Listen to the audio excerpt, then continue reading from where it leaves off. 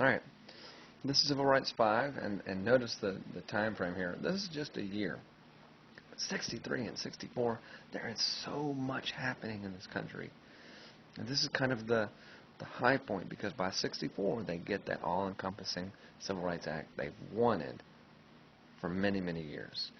If we go back to NAACP wanting this, and that'd be 1909. They've wanted this for 50-something years. That is just utterly crazy, right?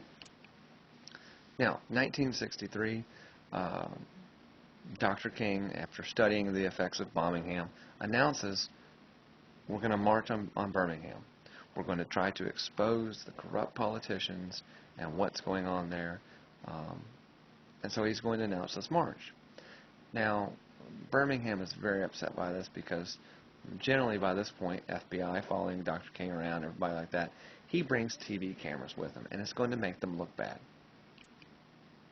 So, the condition of this march falls to a man who has an oddly named job title. He's actually called the Director of Public Safety. His name is Bull Connor. And so Bull Connor sets out to make sure these marches don't happen. So he arrests a lot of the protesters. They bring children. He arrests the children. Naturally, people don't like that. But the biggest two scenes, this is one here where actually a police is sticking a dog on a man, and notice the man is not fighting back. Big, nonviolent. A lot of people going, oh, heck no, I'd been all over that dog. But different mentality this time. The other scene was turning the water hoses or the water cannons on these protesters. So, all this is going on. They're circulating these people all about, and there is a deal struck between Bull Connor and Dr. King. And that deal is, stop marching. We will release the people that we have in jail, most notably the children, and you, Dr. King, will go to jail for a month, etc., for inciting this riot. And everybody walks out of this looking okay. Dr. King, understanding this, agrees, and so he will go to jail in Birmingham jail. Not the first time he's been to jail, and definitely not the last time, but this one is so important because of the literature that is produced. While in jail, Dr. King pens a letter from Birmingham jail. I'm sorry, it's not original, but there you go. Now, why did he write this? A lot of his preacher friends were saying, you are not being Christ-like. You are actually causing more problems than need to exist. You need to chill out. And so in this letter, he's going to defend his direct confrontational methods, actually using the analogy of a boil or a wart. He says, if you ever have a boil, and it's a nasty wart, you don't put a Band-Aid on it to hide it, because although it be ugly, the best thing for it is sunlight.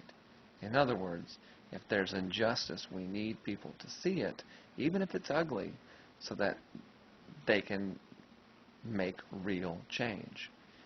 And so he's kind of defending what he'd been doing, all right? And that letter from Birmingham jail kind of makes its way. President Kennedy gets a hold of it. Ultimately, Robert Kennedy is sent to get Dr. King out of jail. He's the Attorney General, and this is now where we have the Kennedy and King connection, and this is an important one. Upon learning this, because it's been on TV, Kennedy goes on TV himself, and he announces the plans to push a civil rights bill through Congress. This would actually have ended separate but equal. Okay? So this is what everybody wants. Everything is great. However, I'll go back and talk about this first. Kennedy is going to be assassinated before he can do this. And so a lot of people said, well, this gets put on the back burner. Right? Also in 1963, we have another big assassination of a man, which the trial of the man who is accused of killing Medgar Evers is dramatized in The Ghost of Mississippi. Medgar Evers was a very important, some would say, a very high-ranking person in the NAACP. He returns to his home in Jackson, Mississippi, and on his own driveway, he will be gunned down by a member of the White Citizens Council, whose name was Byron de la Beckwith. Um, Now, in The Ghost of Mississippi, it deals with the trial, and I'm spoiler alert here, so I'm sorry, I just have to do this. Byron de la Beckwith is found not guilty. He walks. They had the rifle. They had him basically saying yes, and he still walked. Okay, so you couple what happened in Birmingham with Medgar Evers, and this support of the civil rights bill is getting much, much larger at this point. Now, also in 1963, we have a voter education project. Uh, Now, the buses, if you remember, the Montgomery buses, the Freedom Rides, those are mainly Alabama. Anything really having to do with voting is going to take place in Mississippi, okay? So in 1963, the voter education project is there, and the whole goal is to get people registered to vote. Now, what ultimately happens in this one? It fails miserably. People are terrified to come out of their house, afraid of an Emmett Till thing happening or Medgar Evers happening, and they are basically stuck in their home. And so, one of the other big things that Dr. King's beginning to push is he wants voter protection. He wants these people to feel comfortable to go vote, and so that real things can be changed. Because, as I've said, the only way to bring about real change in this country is to vote. Okay? Now, also in 1963, the Civil Rights Bill, and this is before Kennedy's been shot, I'm sorry, is kind of dying, and there's not a lot of flavor there. So Dr. King, in consultation with other of the Big Six, come together, and they use A. Philip Randolph's idea from the 40s. We're going to march on Washington. We're going to put them at the forefront to see that we are not some type of, 5, 10 people, that we're a massive number of people.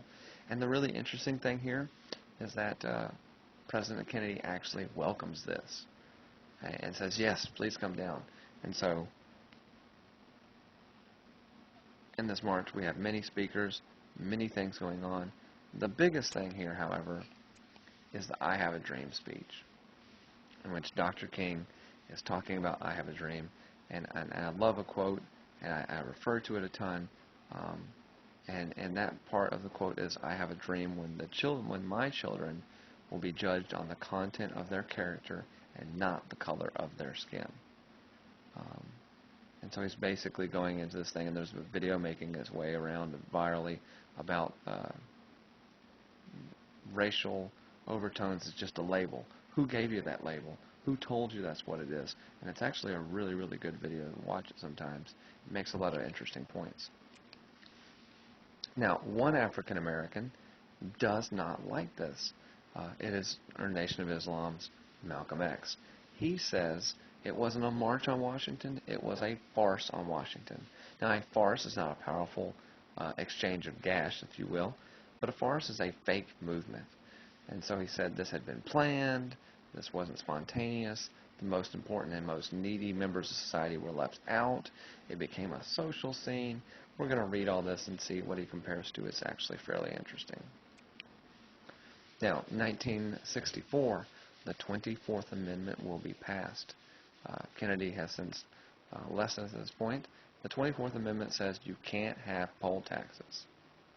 So, remember, we're talking about protecting people from voting, and this is a step in the right direction.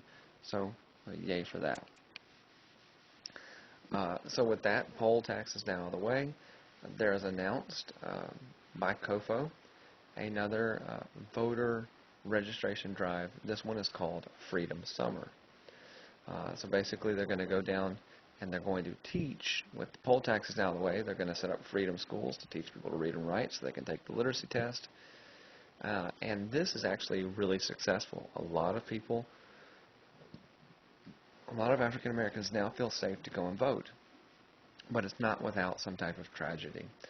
These three men here are Freedom Summer volunteers. We have Andrew Goodman, James Earl Chaney, and Michael Swearinger.